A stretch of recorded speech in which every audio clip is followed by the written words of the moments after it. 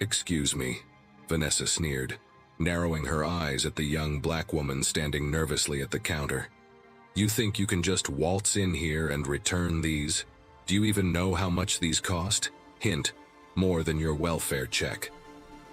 The store buzzed with customers browsing racks of overpriced shoes, but all eyes turned to the unfolding drama near the cash register. Shanti's cheeks burned, her grip tightening on the shoebox she held. She had saved every penny for these shoes, desperate to make the right impression for a job interview that could change everything for her and her daughter. But now, this smug, entitled manager was turning her simple return into a public spectacle. Shanti's daughter, Layla, just 5 years old, waited patiently by the bench at the store's entrance, oblivious to the mounting tension. "Look," Shanti stammered, her voice trembling. "I just need to return these. I bought them yesterday, but they don't fit and I really need the money back." Vanessa scoffed loudly enough for everyone to hear. "I'm so sick of you people thinking you can game the system. Rules are rules. No refunds on worn items." Little did Vanessa know she wasn't dealing with just any customer. Shanti wasn't the pushover Vanessa assumed she was, and she had no idea the storm she had just unleashed. This wasn't going to end the way Vanessa thought it would. The store, located in the heart of Manhattan's Upper East Side, catered to a wealthy clientele. Rows of polished leather loafers and designer sneakers lined the walls, each pair boasting a price tag that could pay a family's rent. Shanti didn't belong in a place like this, at least not according to Vanessa, who was always quick to judge anyone she deemed out of place. Shanti had entered the store a day earlier with hope in her heart, and Layla's tiny hand clasped in hers. She'd spent months job hunting after being laid off, juggling interviews and freelance gigs to scrape by. When she saw the ad for a store clerk position in the men's section, she immediately applied. The interview was her ticket to stability, a chance to give Layla a better life. She'd bought the shoes with trembling hands, knowing it was a risk, but desperate to look professional. The store's 30-day no-questions-asked return policy had reassured her. But now, staring into Vanessa's cold, mocking eyes, she realized the fine print didn't apply to people like her. "The receipt says returns are allowed within 30 days, Shanti insisted, her voice growing steadier.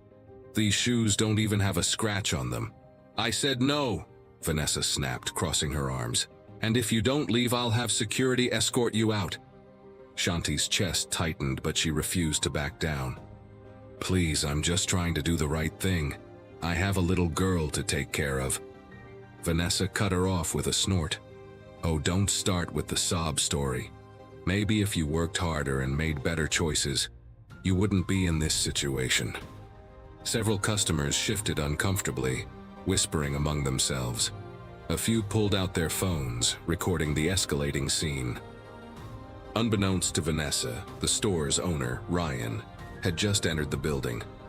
Ryan, a sharp-eyed businessman in his late 40s, prided himself on running an inclusive, customer-focused operation. As he made his way to the front, he noticed the commotion and paused to observe. Vanessa's voice rose. "I've seen people like you before, always looking for a handout. You think you can cheat the system, but not on my watch. Now get out." Ryan frowned, his jaw tightening. He stepped forward just as Shanti's voice cracked. "I don't want a handout. I just want what's fair." Vanessa rolled her eyes. "Life's not fair. Deal with it." Ryan's voice cut through the tension like a knife. "Vanessa, a word." Vanessa spun around, her face draining of color. "Oh, Mr. Taylor, I didn't see you there. I was just handling a situation." "Handling it?"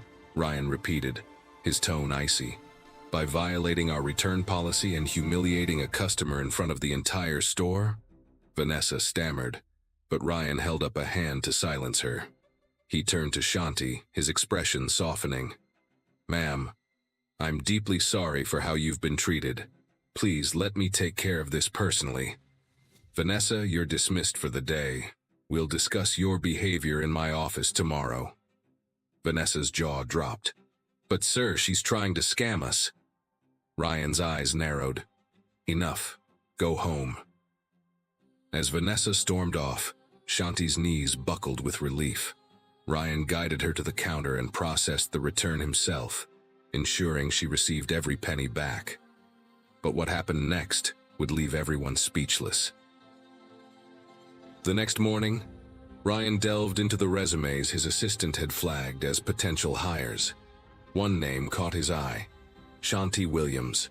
Her qualifications were impressive, but it was her handwritten cover letter that moved him. She wrote about her dream of providing for her daughter and finding a workplace where she could grow. Ryan couldn't shake the image of the woman Vanessa had berated.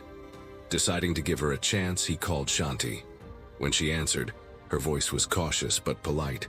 "Ms. Williams, this is Ryan Taylor, the owner of Taylor & Company, Footwear.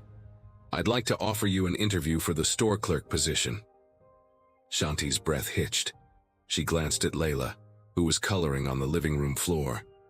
"Thank you so much, Mr. Taylor. I won't let you down." When Shanti arrived for the interview, Ryan greeted her warmly.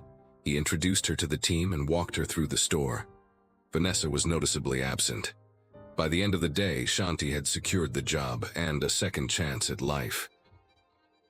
A week later, Vanessa returned to the store, visibly irritated. She had been reprimanded but not fired, much to her chagrin. Spotting Shanti working in the men's section, Vanessa's lip curled.